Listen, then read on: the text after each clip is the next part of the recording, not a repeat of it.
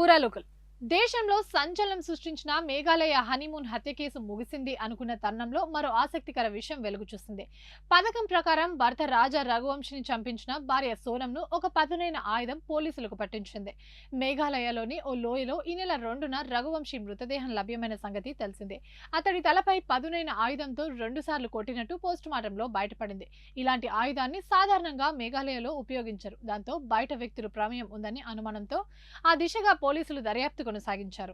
సుపారీ ఇచ్చిన వ్యక్తుల్లో ఒకరితో హత్యకు ముందు సోనం మాట్లాడినట్టు గుర్తించారు. ఆచూకీ గల్లంతు కావడానికి ముందు ఆమె ఇతర నిందితులు ఒకే దగ్గర ఉన్నట్టు నిర్ధారణ అయిందని ఇందోర్ పోలీసులు తెలిపారు.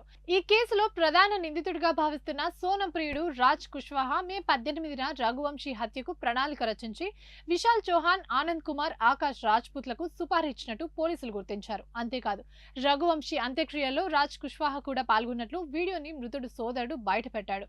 రఘువంశీ మృతదేహాన్ని ఇందోర్కు తరలించిన తర్వాత బంధువులు అంత్యక్రియలకు హాజరు కావడానికి సోనం కుటుంబం 4-5 వాహనాలను ఏర్పాటు చేసింది.